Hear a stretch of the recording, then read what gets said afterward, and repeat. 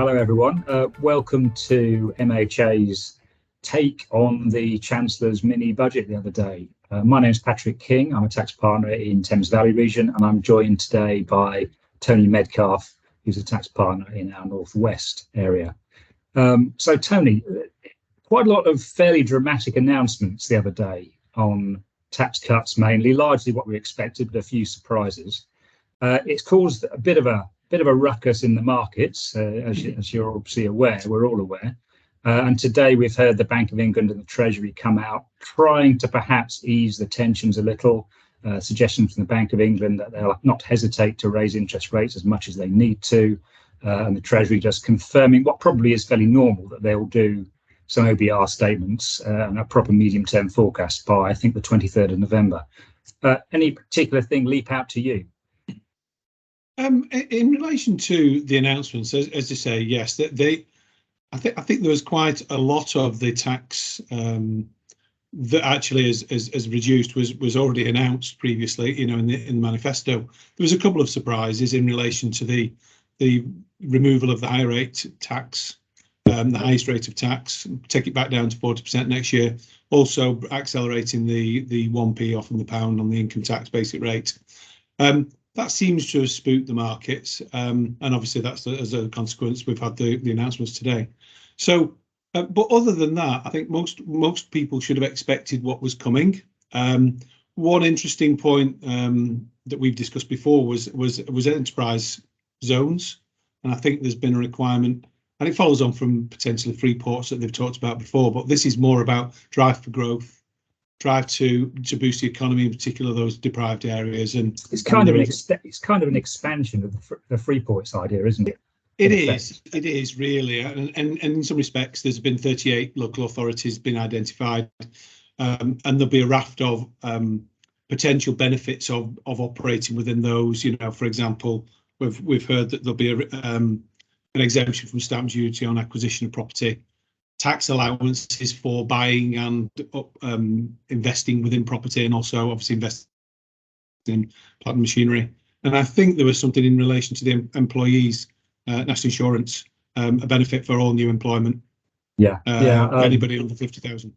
Yeah, something like that, wasn't it? And you could take them on with no national insurance. I'm not sure it said how long that exemption was going to last, but it's quite an attractive incentive.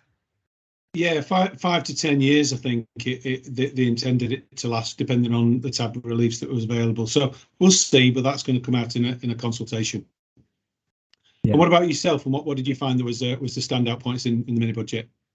Well, the 45% rate obviously received a lot of headlines, but the actual tax take from the 45% rate has never been that high anyway. There's not that many people in the scheme of things earning that sort of money.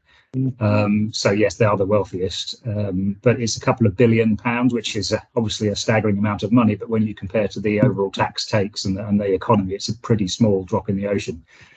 So I think that's something that's not worth getting too excited about. Whether that's what spooked the markets, perhaps it has, but I'm not sure why, because the amounts aren't big enough.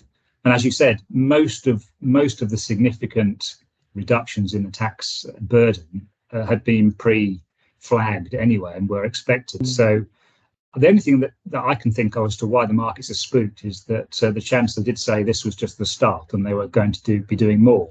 And I guess they're getting a bit worried that if he keeps going like this, we really will not have enough money to meet the requirements. But one has to assume that there's a big plan there somewhere.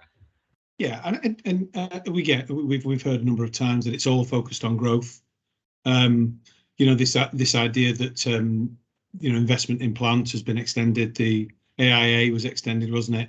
And that we were expecting that could have gone down to 200,000, but that's kept at £1 million. So certainly for the rump of businesses within the UK, small, medium-sized businesses, the corporation tax rate remaining at 19 and then still having £1 million worth of deductible expenditure on investment, then provides a big difference really for businesses going forward. So I think it does. They're real incentives, as you say, to drive growth, which was the whole point of what he's trying to get going. I think they've made a lot of very good positive moves. And he also mentioned SEIS and EIS, didn't he? tax incentives for venture capital. They're going to be extended, although I don't think he said how much, and certainly continue for the foreseeable future. So that's also pretty good news in terms of getting some of these wealthy people who've now perhaps got a bit more money to spend some of it in that way. It's all about effectively giving people the incentive and the capital to invest in businesses and take it forward. So it's an interesting time, and I think that the normal, what we would call interim statement, the budget in November, will actually flesh out further changes for the following year. So I think we can just wait to see what happens on that regard. Yes, I mean, I just on the growth side of things, he also mentioned stamp duty land tax, didn't he? There's going to be an increase in the threshold before you pay any SDLT to 250,000, up from 125, I think, and first-time buyers will benefit from a higher level that they can receive relief on as well. 450 is it, I think, and the price of the value of the house up to 625 from 500. So quite large increases there to try and help the housing market get moving. If it needs any help, I mean, it's been doing pretty well, but it should keep it moving, one would hope. Yes, and I think we mustn't just focus on the demand side, must we? There's a lot of talk about actually improving the supply side, and there'll be a lot of non-tax incentives in relation to planning, making things easier, pushing through the infrastructure projects. They've all been mentioned. I think the proof will be in the pudding.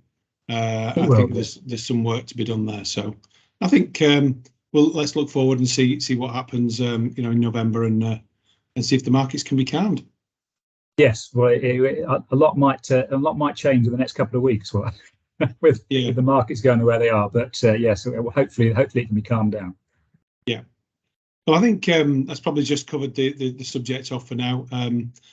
For anybody that'd like to know a little bit more about any of the tax changes in the mini budget, please go to the MHA hub for any information.